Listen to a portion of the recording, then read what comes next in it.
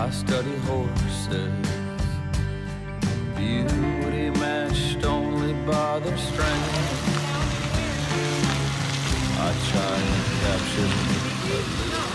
All right, we're here at Skyland Ranch with Casey Letterman, and she is letting us trim some horses together.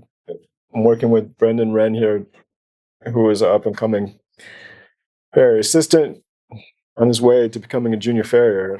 And I'm really excited to be working with him. Kind of the first hands-on trimming experience where Brendan's going to do the whole process from start to finish. And we're going to talk about it the whole way so we can start to have a framework to interpret what he's seeing and then learn how to exercise a plan. So based on our methodology, Brendan Scott, an incredible natural quietness that lends itself to being a really good farrier. So I'm excited to see where we can go with this. And this here is Robbie, who's very excited to get trimmed by Brendan today. Yeah, so this is pretty cool. First hands-on trimming session with Seth. I mostly assist Brandon, so I see a little bit more, therapeutic stuff, a little bit more scientifical and supporting broken parts. But yeah, this is super cool, and I'm looking forward to it. Let's get scientifical. It's the best absolute job that we can do for a horse generally is if one person takes care of the entire process: pulling, trimming, shoeing, nailing, clinching, because each step of the process contains so much information that we use to formulate our plan, execute our plan, evaluate the effectiveness of our plan, that it's best if one person sees all the aspects. Like Brendan's going to pull his shoes, and I'm experienced enough that I can pick up the ball and run with it after he's pulled the shoes. But he's going to feel the muscle tension that in Robbie's legs and his body and his mental attitude and his tenderness to flexion, all those different things he's going to experience and start to use to formulate his plan right off the bat, the instant he touches Robbie's leg. And I won't have that information until I touch his leg. So the one thing that Brendan's going to do today, and probably already doing, is going to be evaluating right from the get-go what the plan is and using every further piece of information to validate or disprove your plan. Well, you tell me. Does he have a lot of foot? Does he have too little foot? Is his angle low or high? I would say he's got a little bit higher on the right. So he's got a lot of vertical depth, maybe not as much horizontal as you see sometimes. Yeah. We'll figure out what else when we get under him. Good, yeah. What I see is his feet are pretty small. There's not a lot there. Looks like, I don't know how long ago he shod, but his foot almost contracts at the bottom, it's wider at the bottom than the middle or the top, especially on the right, which you notice too. Good. If you encapsulate all that in one thought, because we're going to leave him barefoot, there's not a whole lot to take off. This is my overall in front anyway. Also, we look at the shape of the hairline and the shape of the actual hoof. His hoof looks a little bit more pointed than his hairline to me. So when we bring that toe back slightly, it's going to make the overall shape of his hoof itself be a little broader, a little rounder, which will reflect the hairline a little better. Okay, Robbie says, go. All right. Go ahead and pull. So looking at concavity, how deep is it? Is it deeper on one side or the other? Is it deeper in the toe than the heel? Got it. Uniform. And then overall shape. The shape of the hoof capsule itself. Is it symmetrical, asymmetrical? Is it pretty, not pretty? And you're also looking at texture, where it's chalky, how far forward is the apex, the toe from the apex, how high are the heels related to the frog. Good. Okay. Let me, this left front. And this is Robbie. Okay. It's so important to take written notes or some kind of note that's objective that you can remember, so you don't have to rely on your memory, and also so you can come back and reference it later on. Any hoof test there? No, sir. Negative.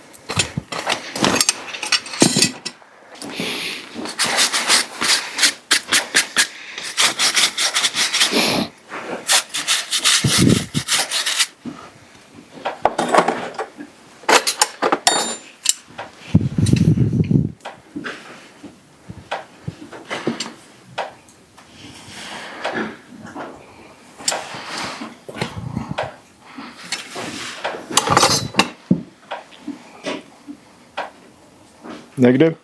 Negative. Got it. So before we start trimming, why don't you do the same on the hinds?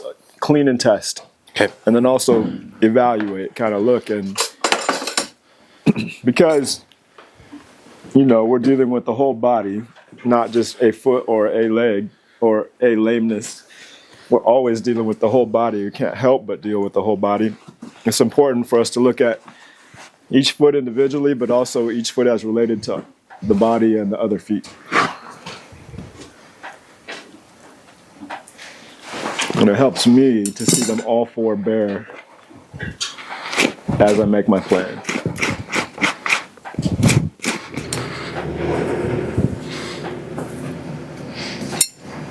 Negative. Negative. So immediate comfort is the first priority, and we accomplish a lot of that by not over trimming. Negative. All right. So we can only trim what we can within the framework of keeping them the most comfortable by leaving a thick sole. We don't want to cause soreness in our effort to balance a foot. That being said, there's only so much we can do barefoot to help a horse be more comfortable, and that is why often we add shoes and or pads. We're trying to accomplish goals with shoes and pads that we can't accomplish with barefoot alone. That's the only reason for shoeing. In our methodology, we have to have a reason or a definition of how far to bring that toe back, because it's completely possible to bring the toe back too far. And when we bring a toe back, what we're really talking about is trimming horizontal length. So it should look proportional, it should look beautiful, and what that ends up being usually is that the length of the hoof capsule itself usually ends up being just over a third, but under a half of the length from the center of the fetlock joint to the ground, right there. Good.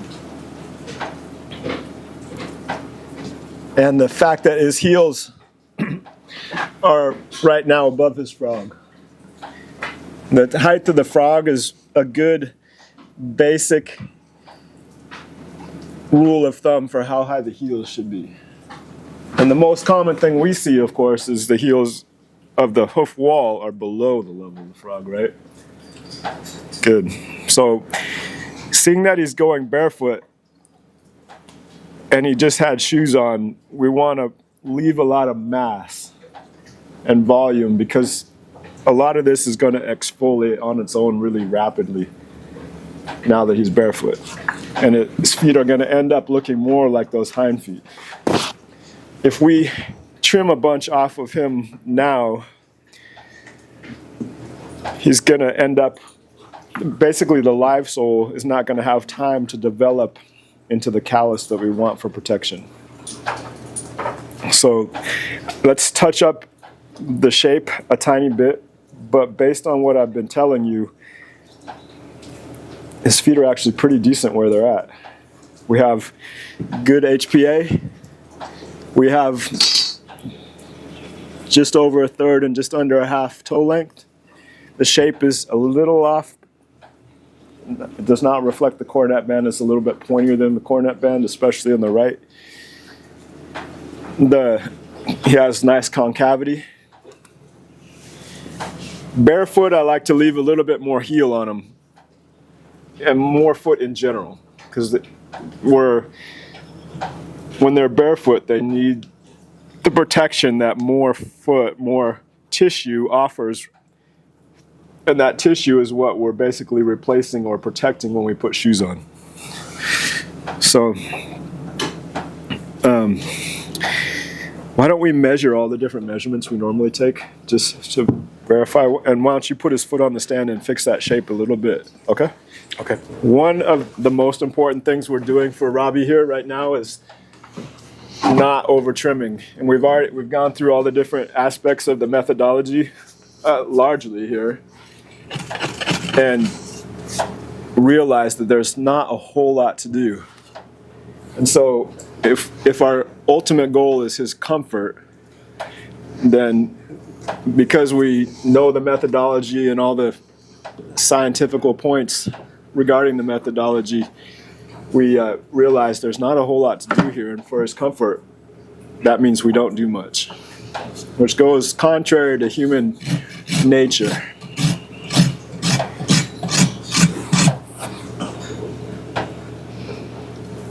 So you do your best version of that, Brendan, and then I'll double check you, but it's easiest to see when it's on the stand like that. Sometimes it's harder to see when it's just on the ground.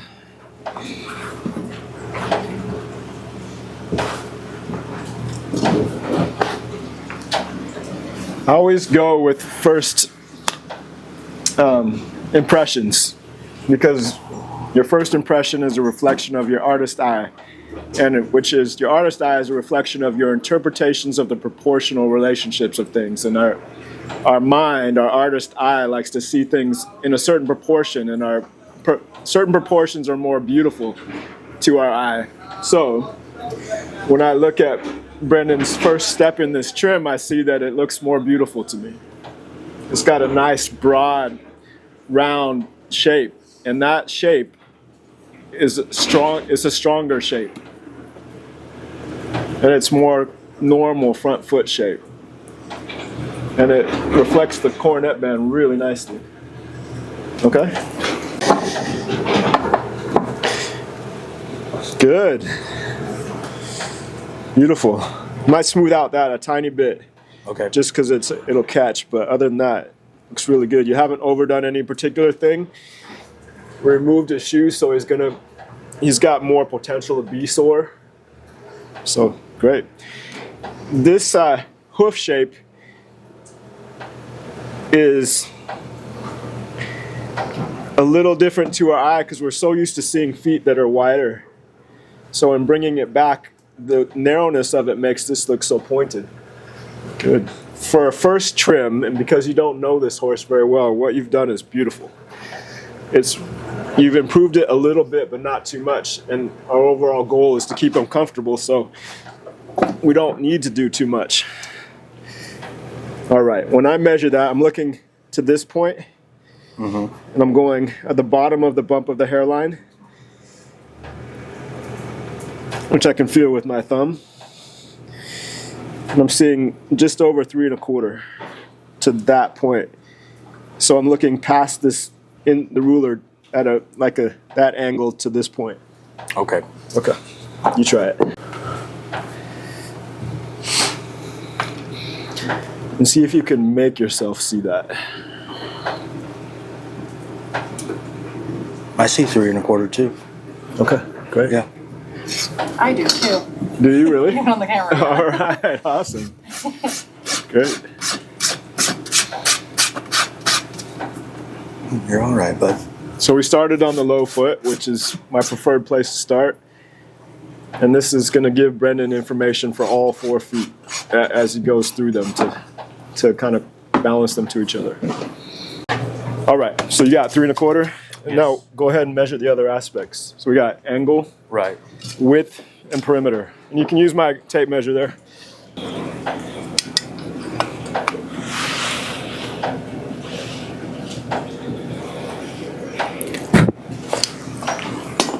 What do you got? 54. 54.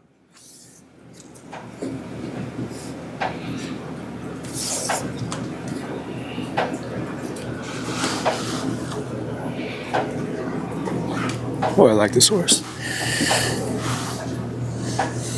Good. You're going buttress to buttress. I got 13. 13 even? Yes. Okay. And the widest point? And 4 3/4. 4 3/4 even? Yes, sir. Okay. So what do you see there?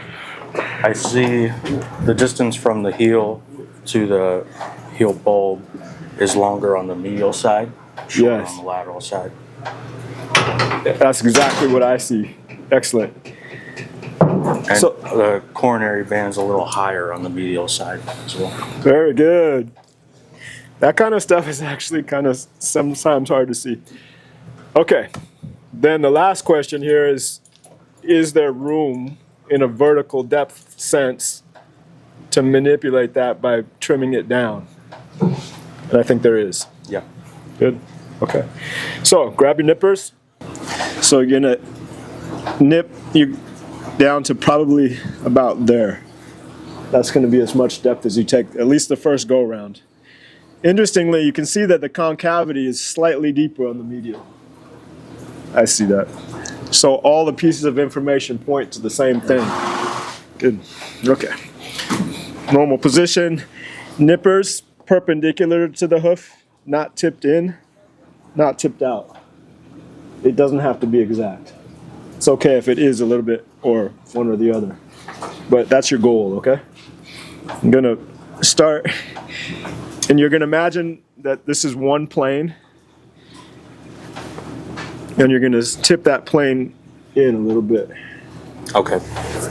So what that means is, if I was imagining it a plane and then I'm tipping it to the inside a little bit, I enter that cut about there and come out about there. Okay? Nippers up, both hands, and feel texture.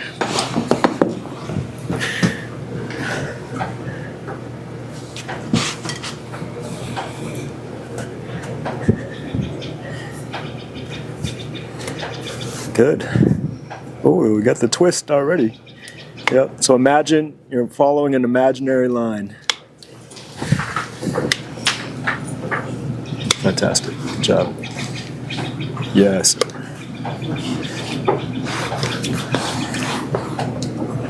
Okay. Now evaluate again. You made that look easy.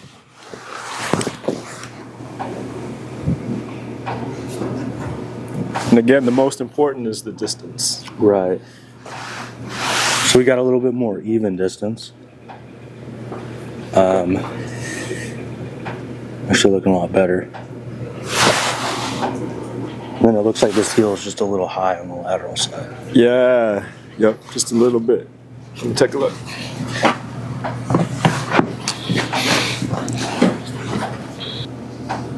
This actually looks pretty fantastic. Tiny high spot there and tiny high spot there. Okay. That's what I see.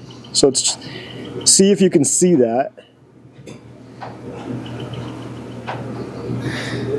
And then I'd use your rasp to brush it down slightly.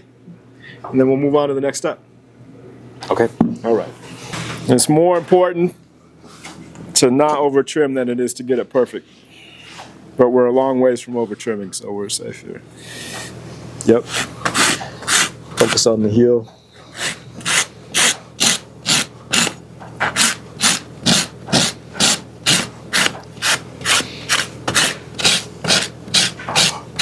Good. So it takes amazingly less than you think. Still chalky, but getting toward live. This is the look of a sole that's been overly exfoliated. Like it's too thin already. Okay. It's an interesting idea because there is a little bit more vertical depth in this foot, but we want to leave that because he's going barefoot. So we can see that because we're still above the frog slightly. We got chalky here. The whole thing, if we were going to shoe, we'd take off a tiny bit more in a vertical sense. But because we're leaving him barefoot, we're going to leave that for him to wear away for himself. Good. Looks great. The frog doesn't have any big flaps on it, so there's no reason to cut it away, really. We leave it to be strong, to help him with the blood flow, concussion absorption. All right. Is that your first foot you've done all by yourself? Sure is. That's so exciting. I'm so happy. Interestingly, why don't you measure that toe length to start with and see where you're at. So see if verify your eye. And you're also, of course, looking at that length versus the overall length. Right. Comparing it to the other foot now that you've done one. So go ahead. But at least there's 3 1/8. 3 1/8? Yes. So it just verified with your ruler what you saw with your eye. So in that sense, this foot's already shorter than the other foot right now, right? Correct. Okay. Then there's no reason to do anything. If we brought that toe back to improve shape, we'd be further shortening it, right? Right. So I would say in this case, because we're trying to do what's best for this horse at this time, leave it. Go on to the bottom. Okay.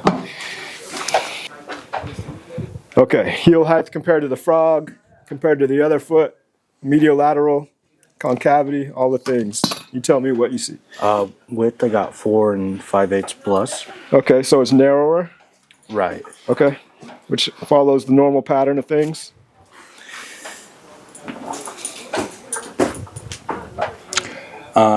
Heel ball length, it looks a little, just a touch higher laterally. Okay.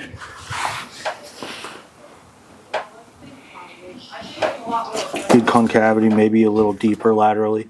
Okay.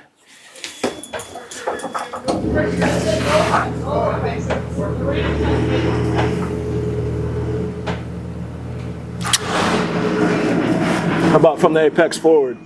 Apex forward. To the edge of the toe in terms of 1/3. I would say it's a little short to be 1/3, Yeah, okay. which, you know, goes back to our toe length. You got it.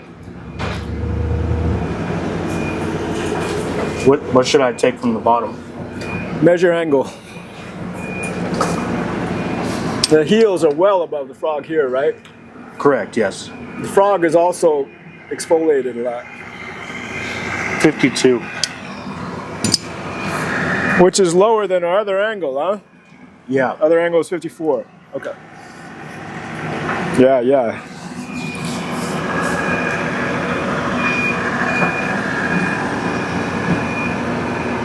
Here I got 13.5. Okay. Let me come verify or double check you on your measurements here. Okay. One, like seriously, the most important thing that Brendan's picking up and I'm throwing down today is not overdoing it. And if we underdo it on this horse, what harm is going to come to him? We'll see it next time and we'll take it. If we overdo it on this horse today, he is going to be sore and that's going to change his muscle patterns and affect his whole life from here to the next time we trim him. So the most important and most beneficial thing we can do for Mr. Robbie here today is not over trim him, not overdo any one thing. Just let him be. It's a huge I can't even stress it enough.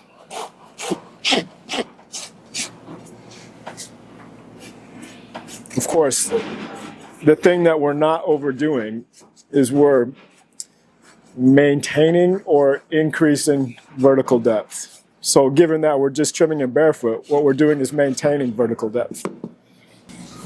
That looks great to me. I'd stop there, to be honest. Did you already bevel?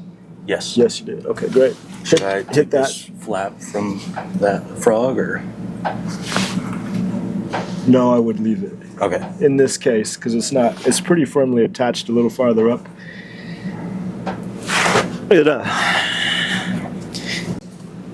His frog's got some flaps to it, and the idea is, do we take the flaps away and uncover the thrush so it can be exposed to oxygen, or do we leave it with the idea that we're maintaining mass and volume of the frog? And in this case, I would say I'd leave it.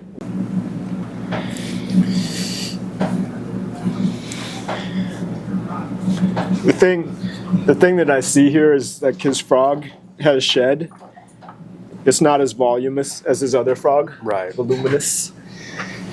This color is the color of frogs that are toward the sensitive tissue. So by leaving that, we're actually leaving protection. I don't know that in his current environment we're going to be able to protect him from thrush. It's going to happen anyway. So I'd rather leave the protection of it than not. Does that make sense, my line of logic? Yep. Okay. Hit this where it's rough there, and then you're good to go. Okay. First glance, first impressions here, they look a little bit more similar to each other. The fronts look similar to each other. And they measure similar, and they measure in the right proportions in a lot of senses. The only one that's off is the angle. Facing the direction that you're facing, being this way. If he's to kick, he's going to buckle your leg back. So keep it really bent.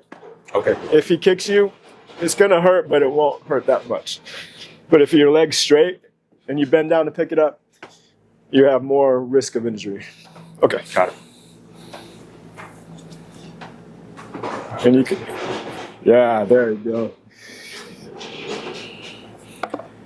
The last thing is stay fairly parallel to him. If he kicks your leg sideways, that's also going to hurt a little bit more. Okay.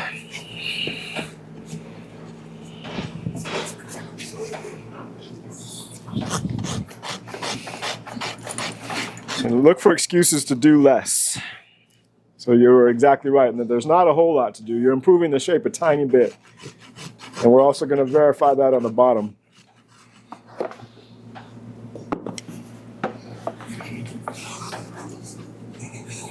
You're amazingly patient, Bobby.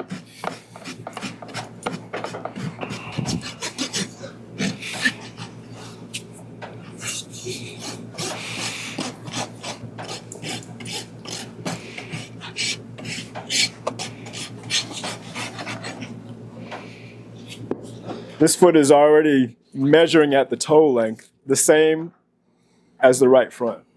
So in theory, in our methodology, it should measure the same or 1/8 of an inch longer than the fronts. So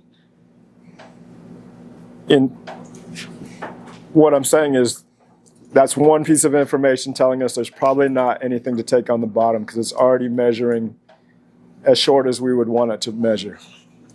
Widest point, I got 5 even. 5 even. 12 and 3/4. 12 and 3/4. 54. 54. Great. How about heel height compared to frog? Distance from the apex forward. So we got a little bit more heel height on this Medial. Okay. Proportions, I would say we're a little short. Good. Which is what you saw from the top and what we Right. measured. Yeah.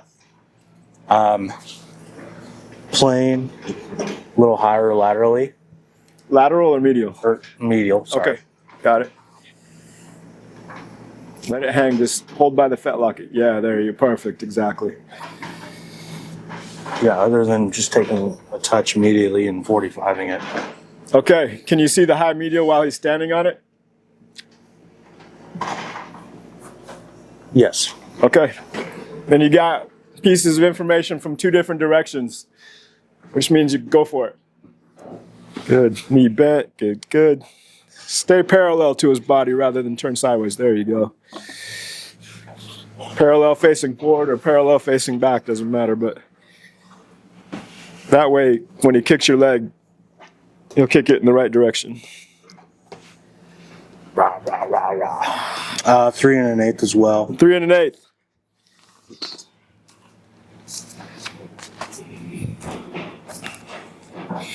Man, my hands are so cold, I'm having a hard time writing. So what do you think in terms of shape?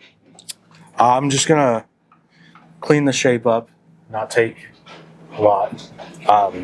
Where would you take it from? Where I would take it from is the medial side. Yeah, that's perfect. There's a little on the medial side. But not the lateral, huh? Right. Good. Yep. Good eye. That's exactly what I see.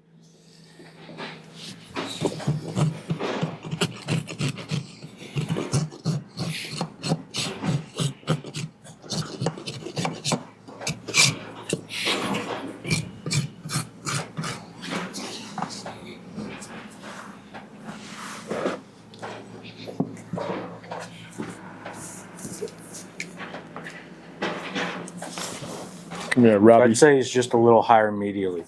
Okay, can you see it on the ground? Okay.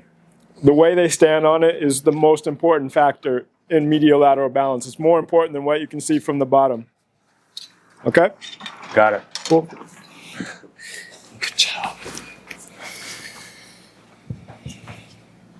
It's always easiest to cut pulling toward yourself, but you can cut pushing away from yourself. It's just not as controlled.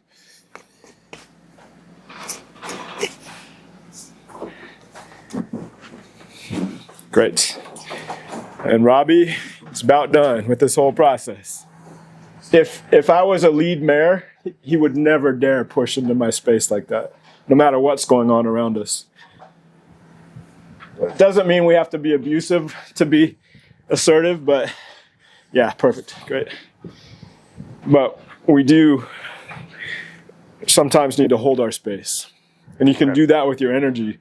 You start small and you get bigger as you go. So I start with my energy like, and then if he keeps pushing in, I start with what a horse would do. They stomp, they shake their heads angrily. Then I go to a light kick. Then you go to a harder kick. All things that horses would do to each other. Okay? But it starts with energy, and that's what a lead mare would do. She'd pin her ears, and she'd look at him and go, ah, and bare her teeth, and her ears would be flat back, and she'd be telling him, don't you dare get into my space like that. So that's how we start. All of our measurements make sense in this scenario based on what we saw, and every measurement backs up all the decisions that you made. So every decision that Brendan made in cutting here was backed up by at least two pieces of information that made sense together. And in theory, usually all the pieces of information will make sense together, and they all tell the whole story. So the interesting part that we found in the measurements was that the high foot actually measured quite a significantly bigger ground surface than the low foot. And why is that? I think it's the angle of growth of the heel. In the low foot, the heel is growing so much more forward angle that the actual termination, the buttress, is farther forward, and therefore the ground surface is smaller when we bring the toe back. I see that a lot where high feet ground surface is actually the same or bigger than the low foot ground surface. So when we fit the high foot tight with the same amount of shoe that we fit the low foot actually has more heel hanging out of the back. Does that make sense? Yeah. Interesting, isn't it? So what we're doing with that is creating the same ground surface underneath the leg.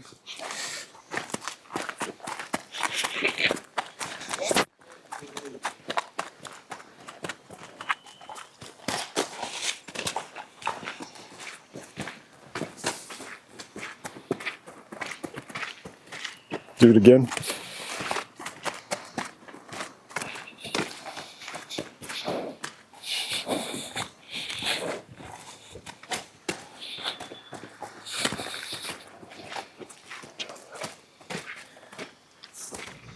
All right, we just finished with Brendan's very first trim on his own, and we went through the entire methodology together and referenced all the landmarks, the priorities together, and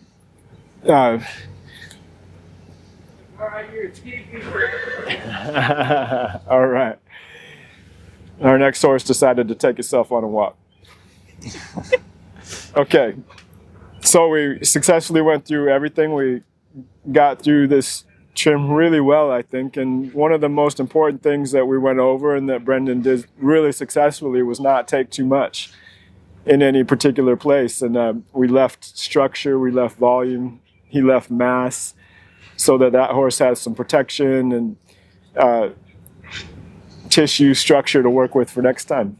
And you know, of course, anytime we can leave too much and the horse still be comfortable, but if we take too much, they'll end up uncomfortable really fast. So we evaluated his environment, what it's going to be, his job over the next 6 weeks, left him barefoot, and did a really nice, comfortable trim. Yeah, it was a great time.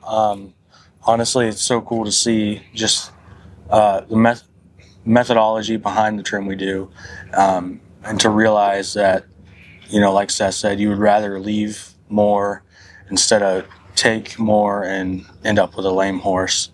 I'm excited to just focus on what I can improve and just to better myself and better the horses. I study horses, beauty matched only by their strength. I try and capture a little of that as I move on without your face. I study horses,